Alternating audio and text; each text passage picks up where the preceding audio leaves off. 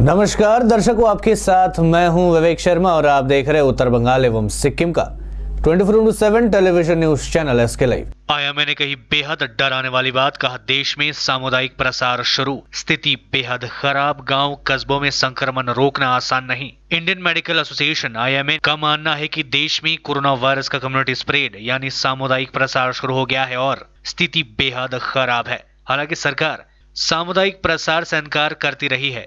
IMA hospital board के chairman doctor VK मोंगा ने कहा, संक्रमण तेजी से बढ़ रहा है, रोज 30,000 से ज्यादा मामले सामने आ रहे हैं। यह अच्छी स्थिति नहीं है। डॉक्टर मोंगा ने कहा, इसके पीछे कई वजह हो सकती है, लेकिन अब यह ग्रामीण इलाकों में फैल रहा है। यह खतरनाक संकेत है जो सामुदायिक प्रसार को दर्शाता है।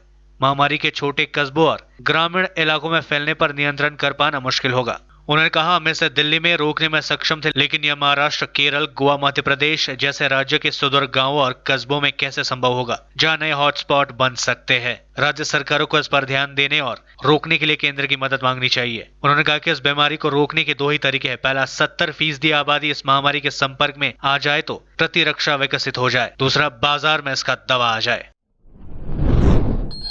विधायक की मौत मामले में सीबीआई जांच की मांग में भाजपा ने निकाली रैली, एसपी कार्यालय के सामने किया विरोध प्रदर्शन। विपक्षी पार्टियों की बात नहीं सुन रही है राज्य सरकार, ये बातें कही है अलीपुरद्वार जिले के सांसद जॉन बारला ने। अहमदाबाद के भाजपा विधायक देवेंद्र नाथ रॉय के रहस्यमय मौत की घटना की सीबीआई जांच की मांग में शनिवार को भाजपा समर्थकों ने अलीपुरद्वार में रैली निकाली। भाजपा की ओर से पुलिस अधीक्षक कार्यालय का घेराव कर विधायक की संदिग्ध मौत की सीबीआई जांच की मांग में ज्ञापन देने का कार्यक्रम था।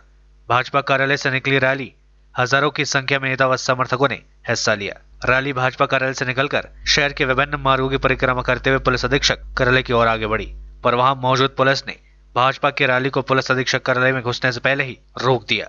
भाजपा समर्थक बैरिकेड तोड़कर एसपी कार्यालय के भीतर घुसने का प्रयास कर रहे थे।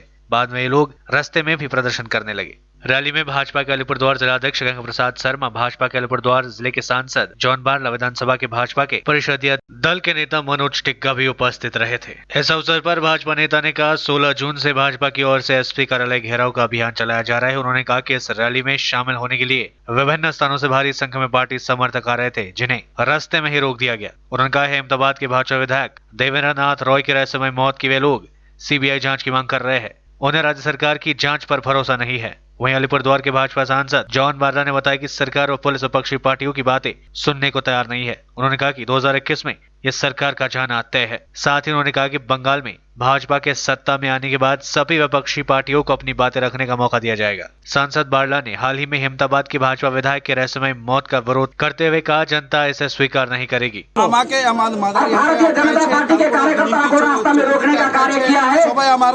इससे भारतीय जनता पार्टी का कोई नुकसान नहीं हुआ है, भारतीय जनता पार्टी का लाभ हुआ है। শুধু ডেপুটেশন आप सब जानते हैं भारतीय जनता पार्टी के कार्यकर्ता দেওয়া হচ্ছে এই করে कमर कस करके 2021 में और इस ममता बनर्जी सरकार को हटाने के लिए हम लोग तैयार है। ডেপুটেশন নিতেও हमारे विरुद्ध आप जितना भी मामला करो, কি ধরনের हमारे विरुद्ध आप जितना भी केस करो, आप कितने भी हमारे कार्यकर्ताओं को फंसाओ, डराओ, लेकिन भारतीय जनता पार्टी अलीपुरद्वार जिले के कार्यकर्ता कमर बांध करके हम लोग तृणमूल कांग्रेस के साथ लड़ाई करने के लिए तैयार है। पुलिस प्रशासन के साथ गणतांत्रिक रूप से लड़ाई करने के लिए हम लोग तैयार বিরোধী দলের কিছু কথাই দিচ্ছেন बंधुगण। लेकिन हमारे আমাদের বিগত 16 তারিখ থেকে অফিসের সামনে বিক্ষোভ প্রদর্শন চলছে। আর শেষ দিনে আমাদের একটা মাস ডেপুটেশন দেওয়ার একটা আমাদের পরিকল্পনা ছিল, কিন্তু আমরা দেখতে পেরেছি যে বিভিন্ন বিধানসভা ক্ষেত্র থেকে কলকাতা, মাদারিহাট, কালচি, বারোবিশা থেকে যে সমর্থক আমাদের আসলে তাদেরকে পুলিশের মাধ্যমে আটকানো হয়েছে। তা সত্ত্বেও কিন্তু আজকে আমাদের এখানে হাজার হাজার আমাদের কর্মীরা উপস্থিত হয়েছেন, এমএলএ উপস্থিত হয়েছেন, আমাদের এমপি উপস্থিত হয়েছেন। তো আমাদের যে হেমকাবাদে যে আমাদের বিধায়ক ছিলেন দেবেন্দ্রনাথ রায় মহাশয়, ওনাকে যেভাবে নির্মমভাবে হত্যা করে ওনাকে যেভাবে একটা বন্ধ দোকানের বারোটায় দড়ি দিয়ে ঝুলানো হয়েছে, সেটাকে কোনো মতেই আত্মহত্যা বলে আমরা মানতে পারছি না। তার যারা হত্যাকারী তাদের আমরা বের করার জন্য সিবিআই তদন্ত চেয়েছি এবং তার সিবিআই তদন্তের জন্য কিন্তু আজকে আমরা এখানে এসপি অফিসের সামনে তৃতীয় দিন ডেপুটেশন দিতে যাচ্ছি।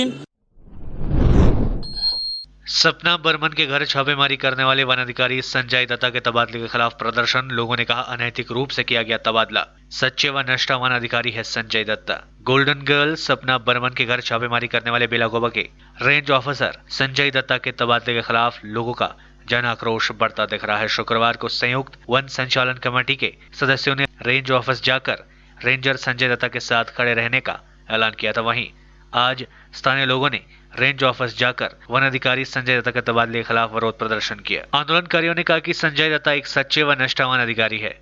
वन व वन्य संपदा की रक्षा में उनका अहम योगदान है। इसके साथ ही वे गरीब व असहाय लोगों की मदद के लिए हमेशा आगे रहते हैं। उन्होंने कहा कि रेंजर संजय दत्ता ने कानून के दायरे में रहकर स्वर्ण पदक विजेता सपना बर्मन के घर में अभियान चलाया। उन्होंने किसी तरह का गैर कानूनी काम नहीं किया। इसके बावजूद उनका अनैतिक रूप से तबादला कर दिया गया। इसके खिलाफ विरोध प्रदर्शन करने वाले लोग यहाँ पहुंचे हैं। प्रदर्शनकारियों में शामिल कुछ लोगों ने संजय दत्ता के तबादले रद्द नहीं किए जाने पर आत्महत्या की धमकी दी है। इसके साथ ही इन लोगों ने कहा कि उनका आंदोलन लगातार जारी रहेगा। गौरतलब है कि कुछ दिनों पहले वन अधिकारी संजय दत्ता के नेतृत्व में वन विभाग ने एशियाई गेम्स में स्वर्ण पदक जीतने वाली सपना बर्मन के घर मौजूद लकड़ियों के सिलसिले में छापेमारी की थी।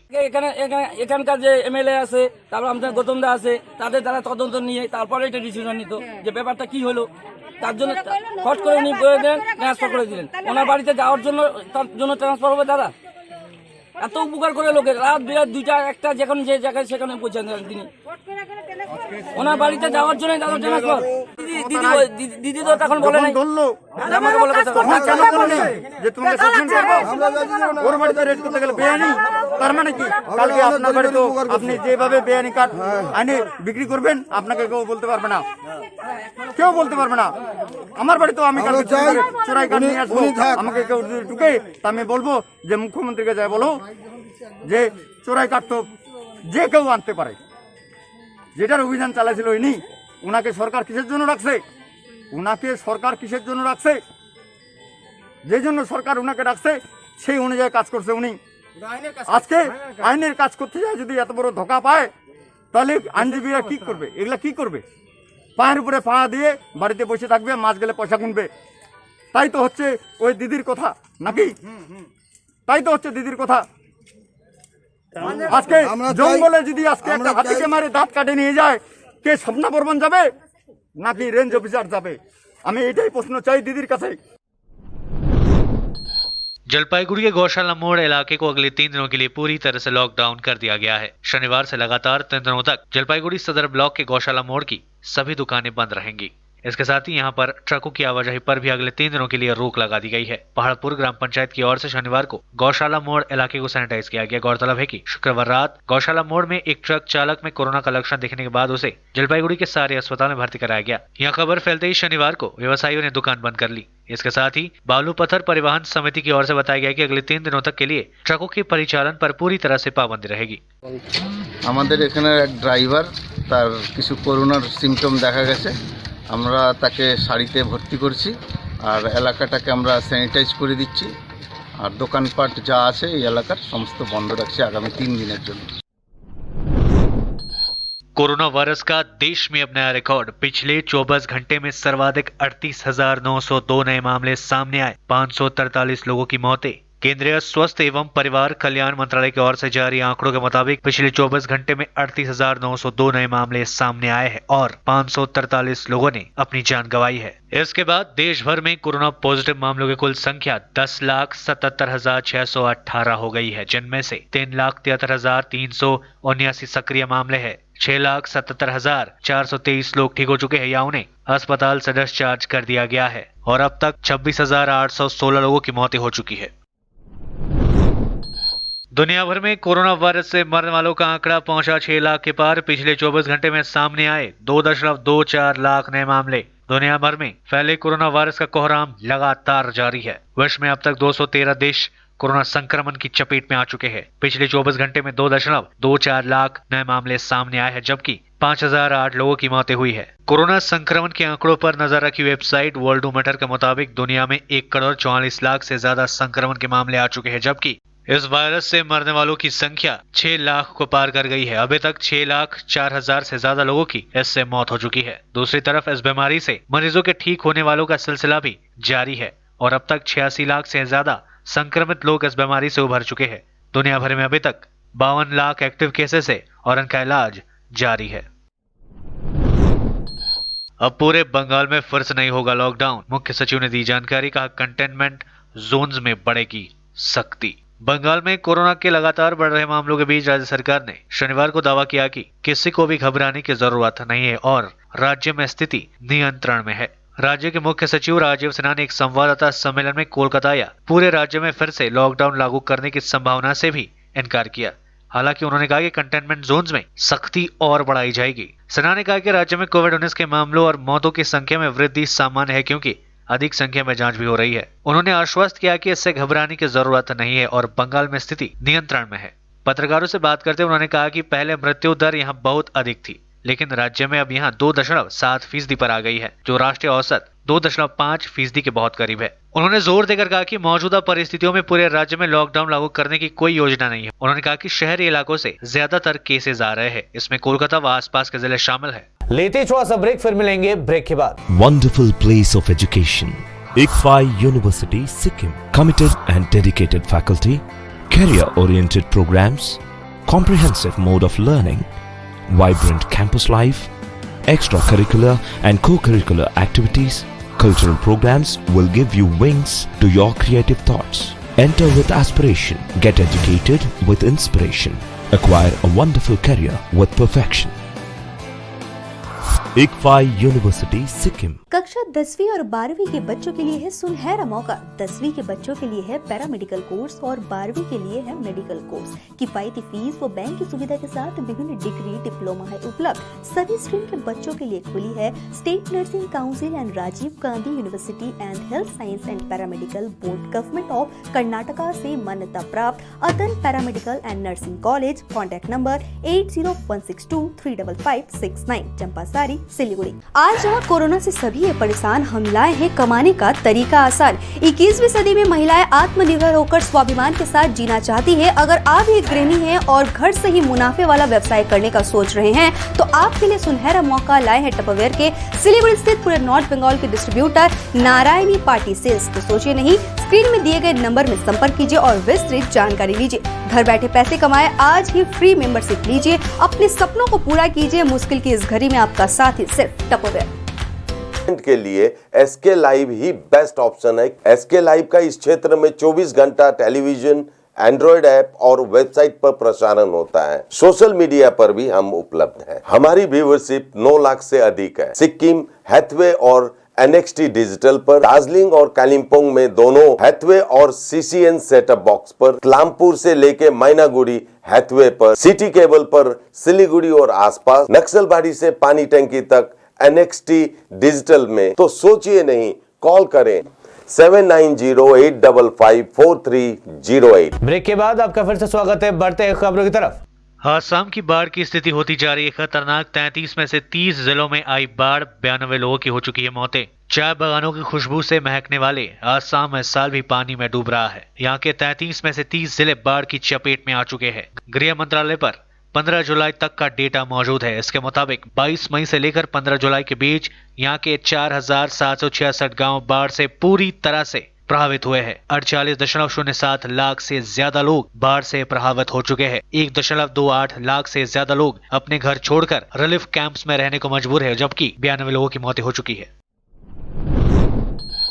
उत्तर प्रदेश के आगरा लखनऊ एक्सप्रेसवे पर भीषण हादसा। भिड़ंत के बाद 20 फीट नीचे गिरी बस और कार, 6 की मौत, 20 घायल। आगरा लखनऊ एक्सप्रेसवे पर सौरीख के पास रविवार की सुबह भीषण हादसा हो गया है। खड़ी कार से टकराने के बाद निजी बस भी एक्सप्रेसवे से करीब 20 फीट नीचे जा गिरी, जिससे कार सवार चालक जख्मी हो गया और बस चालक समेत सवार 6 लोगों की मौतें हो गई। 20 अन्य बस यात्री गंभीर रूप से घायल बताए जा रहे हैं। घायलों को सिफाई और तरवा अस्पताल उपचार के लिए भेज दिया गया है। लॉकडाउन के बाद वापस नौकरी पर जाने के लिए बिहार, मधुबनी से कुछ प्रवासी कामगार निजी बस से दिल्ली लौट रहे थे। रविवार की सुबह लखनऊ से लुधियाना लौट रहे SUV कार चालक नींद आने पर एक्सप्रेसवे पर किनारे रुक गया। कुछ देर में पीछे से आ रही निजी बस आगे खड़ी कार से टकरा गई। टक्कर इतनी जबरदस्त थी कि बस और कार दोनों ही एक्सप्रेसवे से करीब 20 फीट नीचे रफ्तार तेजी के साथ जा गिरी। घटनास्थल पर 6 लोगों की मौत हो गई है और 20 लोग गंभीर रूप में घायल बताए जा रहे हैं।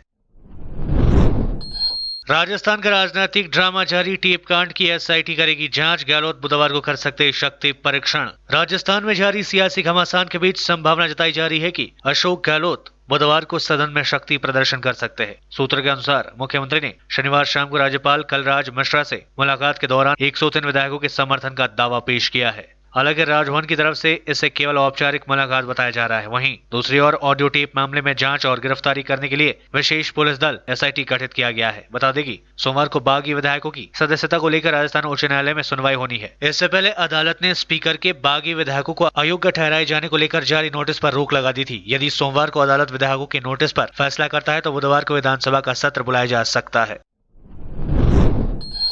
पश्चिम बंगाल में कोरोना की आई बाढ़, एक दिन में 2000 से ज्यादा नए मामले सामने। वेस्ट बंगाल कोविड-19 हेल्थ बुलेटिन के अनुसार पश्चिम बंगाल में पिछले 24 घंटे में कोरोना वायरस संक्रमण के 2198 नए मामले दर्ज किए गए। इस दौरान 27 लोगों की मौतें हुई। वहीं अब तक सबसे ज्यादा 1286 लोगों को एक दिन में ठीक होने के बाद घर वापस भेज दिया गया। राज्य में अब तक कुल 40,209 नए मामले सामने हैं। वहीं 1076 लोगों की संक्रमण की वजह से मौतें हो चुकी है, जबकि 23,539 लोग ठीक हो चुके हैं। राज्य में सक्रिय मामले 15,594 है। वहीं डिस्चार्ज रेट 58.54% है।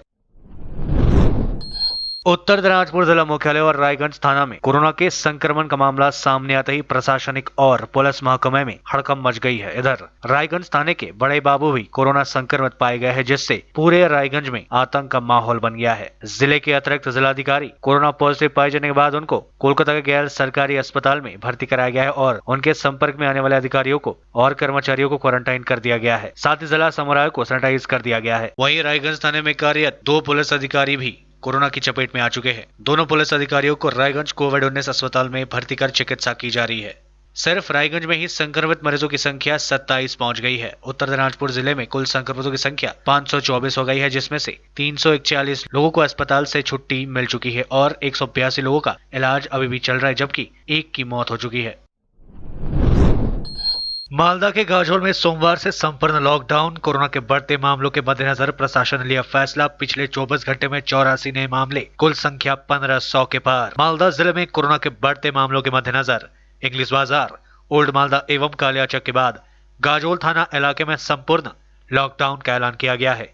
पिछले कुछ दिनों से गाजोल में कोरोना संक्रमित मरीजों की संख्या लगातार बढ़ती जा रही है, जिसके मद्देनजर जिला प्रशासन की ओर से सोमवार से गाजोल थाना इलाकों में संपूर्ण लॉकडाउन का ऐलान किया गया है। शुक्रवार रात जिला स्वास्थ्य विभाग द्वारा जारी किए गए आंकड़ों के अनुसार मालदा में कोरोना के 84 नए मामले सामने आए हैं। इनमें से अधिकतर रतुआ थाना इलाके के हैं। इसके अलावा इंग्लिश बाजार, ओल्ड मालदा, गाजोल, कालियाचक थाना इलाके के लोग भी कोरोना संक्रमित पाए गए। इन लोगों को फिलहाल होम आइसोलेशन में रखकर इलाज किया जा रहा है। वहीं मालदा में कोरोना के कुल मरीजों की संख्या 1500 के पार पहुंच चुकी है। दूसरी ओर गाजोल में नए सिरे से लॉकडाउन लागू किए जाने को लेकर शनिवार को ब्लॉक प्रशासन के शीर्ष अधिकारियों की मैराथन बैठक हुई। बैठक में गाजोल में सुबह 10 बजे तक सब्जी बाजार एवं दोपहर 2 बजे तक दैनिक आवश्यकता के सामानों की दुकान खोलने का निर्देश जारी किया गया। बैठक में BDO गाजोल पंचायत समिति के सभापति रेजिना परवीन, सह-सभापति जयंत घोष, गाजोल थाने के प्रभारी हराधन देव, ज्वाइंट BDO संदीपन देव, व्यवसायी समिति, छोटे बड़े परिवहन संस्थाओं के आला अधिकारियों ने बैठक में हिस्सा लिया। गौरतलब है कि इंग्लिश बाजार, ओल्ड मालदा एवं कालियाचक थाना इलाके में शुक्रवार से लॉकडाउन लागू किया गया है। 19 जुलाई तक थाना क्षेत्र में मछली बाजार, मांस बाजार व सब्जी बाजार बंद रखने का निर्णय लिया गया है। इसके साथ ही निर्धारित समय के अंदर ही खाद्य सामग्री की दुकानें खोलने की अनुमति दी गई है। शहर के व्यस्त इलाकों में भी किसी तरह के वाहनों के परिचालन पर पूरी तरह से रोक है। इसके साथ इंग्लिश बाजार व मालदा शहर के मुख्य प्रवेश द्वार पर पुलिस बैरिकेड लगा दी गई है। আমরা দোকানগুলো বন্ধ রাখবো। সকালে যে মাছ বাজার সবজি বাজার আছে সেটা খুলবে 10টা অবধি। তারপর এমনি নর্মাল দোকানগুলো, মুদি দোকানগুলো এরা 2টা অবধি খুলবে। তারপর ঔষধ দোকান ছাড়া, এমার্জেন্সি সার্ভিস ছাড়া 2টো পর সব বন্ধ। এখানে বৈঠক হয়েছে, ব্যবস্থা সমিতি ছিল, আমাদের এই ট্রান্সপোর্ট ইউনিয়নের লোক ছিলেন, প্রেসিডেন্ট ছিলেন, তারপর পুলিশ প্রশাসন ওসি সাহেব ছিলেন, সভাপতি ম্যাডাম ছিলেন, MLA ম্যাডাম ছিলেন, সবার সঙ্গে বসে আলোচনা হয়েছে। যেহেতু করোনা সংক্রান্ত বাড়ছে দিন মালদাতে এমনি রেট চলে আছে, সেজন্য আমরা এটা নিলাম যে সোমবার থেকে এটা লাগু হবে। টোটালি ফুল লকডাউন স্টার্ট চেষ্টা করবো আমরা। যেহেতু সংক্রান্ত বলছে দিনবার দিন করোনা কোভিডের সংক্রান্ত বলছে, তো সেজন্য এই সিদ্ধান্ত নেওয়া হচ্ছে। दिनहाटा कंटेनमेंट जोन घोषित, सड़कों पर लगी बैरिकेड। कूच बिहार के दिनहाटा शहर में कोरोना के बढ़ते मामलों की रोकथाम के लिए सड़कों पर अब बांस की बैरिकेड लगा दी गई है। इसके साथ ही पुलिस के द्वारा विभिन्न इलाकों में लोगों के बीच कोरोना को लेकर जागरूकता अभियान चलाया जा रहा है। गौरतलब है कि जिला प्रशासन की ओर से दिनहाटा शहर को कंटेनमेंट जोन घोषित कर दिया गया है। सड़कें सुनसान है, हाट बाजार सब बंद है। बहुत अधिक जरूरत पड़ने पर ही लोग घरों से बाहर निकल रहे हैं। सड़कों पर गिने चुनी टोटो व मोटरसाइकिल के अलावा अन्य कोई वाहन नहीं दिखाई दे रहे हैं। आज के लिए बस इतना ही और मुझे दीजिए इजाजत और देखते रहिए एसके लाइव, आपका समय आपकी खबर। धन्यवाद।